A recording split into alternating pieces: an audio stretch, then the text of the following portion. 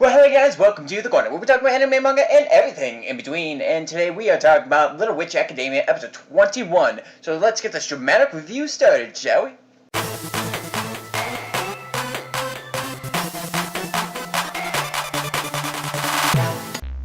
In this anime, we start off with Akko.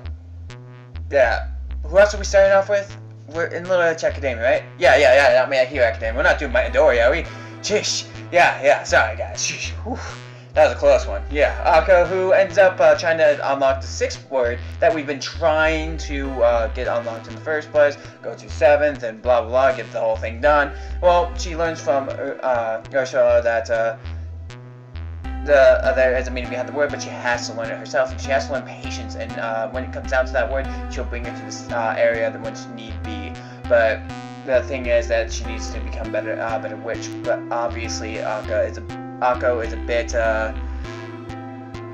impatient, which she is working on, but impatient and type of situation. Crux helps her out in the end because she wants Akko to lose all of her magical ability and her ability to fly permanently. She doesn't fly anyways, but that's not the point here. Diana shows concern as this is one of the first times we actually see her actually seeming concerned about what's going on. She's been concerned before, but this time she's more upfront concerned to Akko. Instead of in the background concerned, we see her over there and being concerned a little bit about Akko. And it becomes one of those character changing moments where you're like, wow, she's grown a lot in this. Even though Diana's friends actually come and to thank her for bringing Diana back since the last 2 episodes. Yeah, very interesting things, guys. I'm telling you, very interesting things. Yeah. But other than that, Crux ends up bringing her to the area that Charlotte went to unlock the 6th bell, and she tricks her into going up this giant tree area, trying to get up to the top. But what she doesn't realize is that since that the spores are going to release that day, and Crux is trying to trick her and saying that it's not going to be released that day, and it becomes a big deal.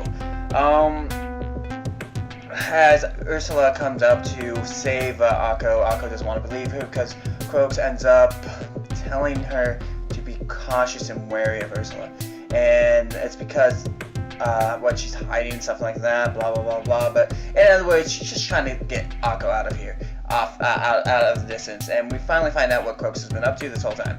And sorry if I'm not saying Crux right, or her name right now. I really need to get that thing down. It's weird. Anyways, but we find out a bit more as time goes on, as she blatantly ignores Ursula as she's trying to save her, and Crux ends up fighting her. But we also see that Crux doesn't want Chariot to die, and so she's yelling at her to save herself, get back into flight mode, so she doesn't die. So we see that she does a concern for her friend, and she's getting Akko out of the picture as soon as possible. But Ursula ends up saving her in the end, getting all the way up there, grabbing Akko as she falls from it. And right now we don't know if any of these spores effects actually affect Akko or Ursula at all right now, because it kind of ends around that point after she gains the 6th spell from the rod. And we all know that the rod itself has its own magical power pretty much, and it casts the spells even without the user having magic. So we don't know the extent of what the spores have already done, and hopefully it doesn't do anything bad, or it didn't really affect them as much as need be. With the 6th spell unlocked, though, we get to patiently wait for her to get to that 7th spell to unlock it and do what she needs to do. But it looks like Crux has her own thought in mind as she's about to force open the gate with her own shining staff, pretty much using a technique to forcefully open the gate itself. And that's going to be a very interesting thing to see, because we get to see that Crux is a very jealous person of what happened with Chariot, and you know that she acted like she was okay and fine with what had happened, because she's the one that really wanted the shiny rod in the first place. Yeah. that was a lot to talk about too, but there was a bunch of things in this anime that really came together, and it had so much detail that you have to pretty much watch it like 1 or 2, maybe 3 times in order to catch every little detail they put into this episode. Something for a future episode, something for something that happened in the past, things that are just being brought up, and you get to see Akka actually grow as an individual, crying that she has not changed since she got here, and Ursula reassuring her that she has, and she has grown a lot in the time she's been there. And I think that's the biggest thing Akko really needs, is that type of support, because Akko has changed a lot since the first episode. She's gone from that ditzy, annoying little girl to somebody more concerned about what's going on, even though she still has the aspiration to meet Charlotte and Chariot. I want to say Charlotte because it sounds so much nicer, but Chariot in the first place. And we also get to see the development of other characters like Andrew and Diana as well, who have changed their opinions and thoughts of the magical world and what's actually going on, and changing Diana really to the point where she came back and did what she needed to do, was worried about the family a little bit later, and actually enjoy her school life a little bit better.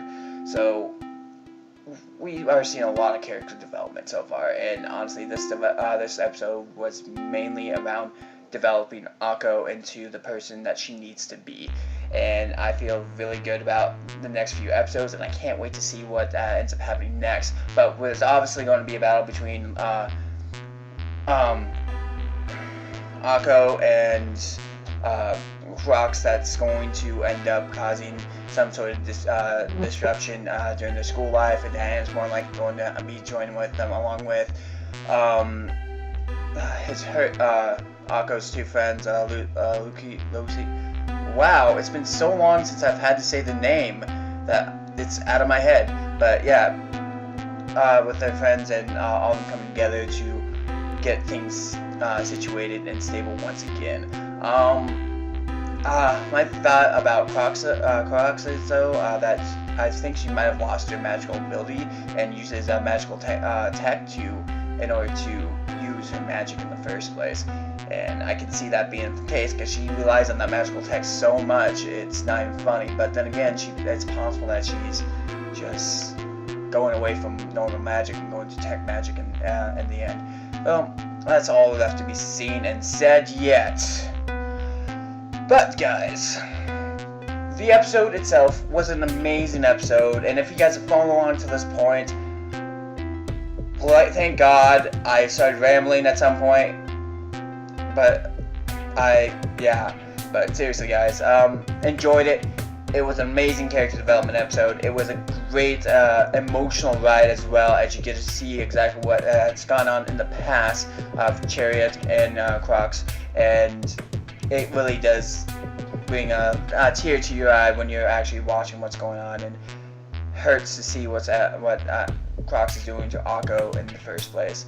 But so I can't wait to see this next episode. So until the next time, you guys, I hope you guys have a great day and a fun one as well.